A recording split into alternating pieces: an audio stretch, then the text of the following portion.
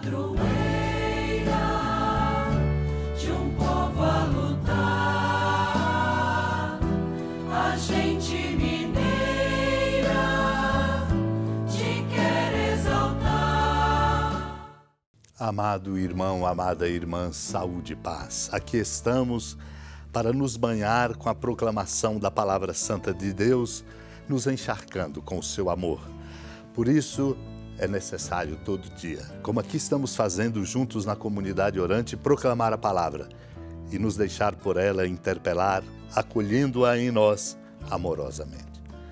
Para assim tocar o mais profundo de nós mesmos, nossa própria mentalidade que precisa alargar-se e ser melhor iluminada permanentemente, sem vivermos absolutamente qualquer tipo de pretensão a respeito do que pensamos e do modo como conduzimos a nossa vida.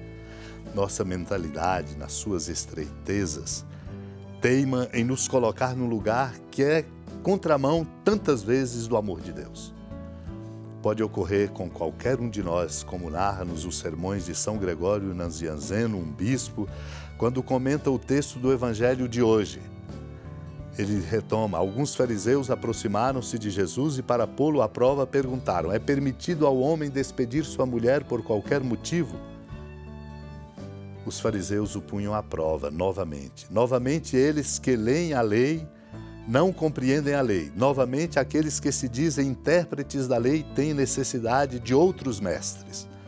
Tomando a palavra, Cristo respondeu-lhes: nunca lestes que o Criador, desde o princípio, os fez homem e mulher? Vejo que este problema proposto por vós mostra estima e honra para com a castidade e pede uma resposta humana e justa. E percebo que sobre este problema muitos estão mal informados e a sua lei é injusta e incoerente. De fato, qual o motivo por que oprimiam com castigos a mulher e usavam de indulgência para com o marido, deixando-o livre? Se uma mulher houvesse pensado em desonrar o leito nupcial, teria sido obrigada a expiar seu adultério e seria punida pela lei com duríssimas penas legais. Porque não era atingido por nenhuma condenação o esposo que violasse com o adultério a fidelidade prometida à mulher? São Paulo também, com o seu exemplo, prescreve a lei da castidade. De que modo e por qual motivo? Este mistério é grande, eu digo isto com referência a Cristo e à Igreja. É algo de belo para uma mulher honrar Cristo no esposo, mas também é belo para o homem não desprezar a Igreja na esposa. O apóstolo então diz que a esposa tenha respeito pelo marido, como a Cristo, e o homem sustente e ame sua esposa, como faz Cristo com a sua Igreja. Naquele tempo, alguns fariseus aproximaram-se de Jesus e perguntaram para o tentar: é permitido ao homem despedir sua esposa por qualquer motivo? Jesus respondeu: nunca lestes que o Criador desde o início os fez homem e mulher? E disse: por isso o homem deixará pai e mãe e se unirá à sua mulher e os dois serão uma só carne?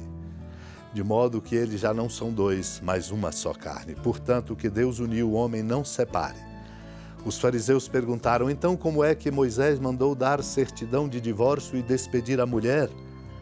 Jesus respondeu: Moisés permitiu despedir a mulher por causa da dureza do vosso coração, mas não foi assim desde o início, porque por isso eu vos digo, quem despedir a sua mulher, a não ser em caso de união ilegítima, e se casar com outra, comete adultério. Os discípulos disseram a Jesus: se a situação do homem com a mulher é assim, não vale a pena casar-se. Jesus respondeu: nem todos são capazes de entender isso, a não ser aqueles a quem é concedido. Com efeito, existem homens incapazes para o casamento porque nasceram assim. Outros porque os homens assim se fizeram. Outros ainda se fizeram incapazes disso por causa do reino dos céus. Quem puder entender, entenda. Amado e amada de Deus, no contexto bonito deste caminho do mês vocacional, voltamos o nosso olhar para a família e pela sacralidade do matrimônio, para reconhecer este dom tão importante que sustenta o dom fundamental e obsequioso de Deus para conosco, que é a família de cada um de nós. No contexto em questão, os fariseus questionando a Jesus sobre a permissão de poder despedir ou não a esposa por qualquer motivo, dando, portanto, uma liberdade excessiva ao esposo, comprometendo exatamente que é preciso compreender que uma aliança se faz com a experiência do esforço, da dedicação e da compreensão e, portanto, é uma construção humana e espiritual exigindo de quem assume esse compromisso de fato o esforço e nunca abrir mão daquilo que de fato é fundamental, do contrário, fracassa. O Senhor então dialoga com eles. Nunca lestes que o Criador desde o início os fez homem e mulher? Por isso o homem deixa pai e mãe e se une à sua esposa, como os dois formando uma só carne? De modo que eles já não são dois, mas uma só carne. O Senhor diz, e essa é uma tarefa exigente, o que Deus uniu, o homem não separe. O homem não pode separar se ele tiver envergadura, do contrário não dá conta. Por isso os fariseus lembraram de Moisés, que mandou dar certidão de divórcio e despedir a mulher. Mas o Senhor disse, Moisés permitiu despedir a mulher por causa da dureza do vosso coração, mas não foi assim desde o início.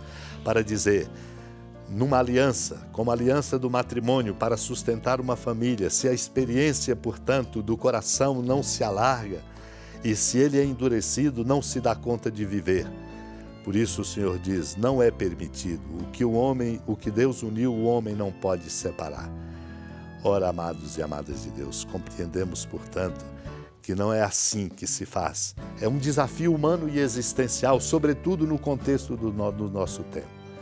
Os discípulos, ao ouvirem isso, disseram, se a situação do homem com a mulher é assim, não vale a pena casar-se.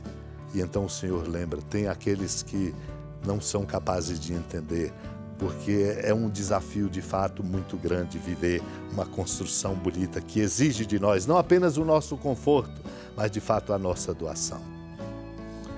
Por isso o Senhor diz, existem homens incapazes para o casamento porque assim nasceram. Outros que assim se fizeram, outros ainda se fizeram incapazes disso por causa do reino. Esse é o nosso desafio. Sem a graça de Deus, nosso esforço não alcança absolutamente nenhuma meta maior de nosso projeto de vida, como nos é iluminado pela força da palavra de Deus. Supliquemos esta graça para que nós possamos viver a experiência bonita de construir uma aliança e alianças que possam sustentar no bem o caminho da vida e do mundo. Senhora da piedade, Mãe Virgem do Cristo Deus. Lembrai-vos, ó piedosíssima Virgem Maria, que nunca se ouviu dizer que alguém daqueles que, tendo recorrido à vossa proteção, implorado a vossa assistência e reclamado o vosso socorro, tenha sido por vós desamparado. Animado com igual confiança, a vós recorro, ó Virgem das Virgens, e gemendo sob o peso dos meus pecados, me prostro a vossos pés. Não desprezeis as minhas súplicas, ó Mãe do Verbo encarnado, mas dignai-vos de as ouvir propícia e de me alcançar o que vos peço. Amém. Feliz padroeira de um povo a lutar, a gente mineira te quer exaltar, não só lá na serra, tu és esplendor de toda esta terra, também és fulgor. Amado irmão, amada irmã, com a alegria do Santuário Basílica da Padroeira do Estado de Minas Gerais, a Senhora da Piedade, que da sua casa de clemência e bondade nos acompanha e nos abençoa do alto da serra, magnífica arquitetura divina, a bênção de Deus, amor misericordioso. Pai, Filho e Espírito Santo, desça sobre sua família, proteja sua casa, sustente sua vida, fecunde o caminho missionário de nossa igreja, nos encha de sabedoria e permaneça conosco para sempre. Amém. Feliz padroeira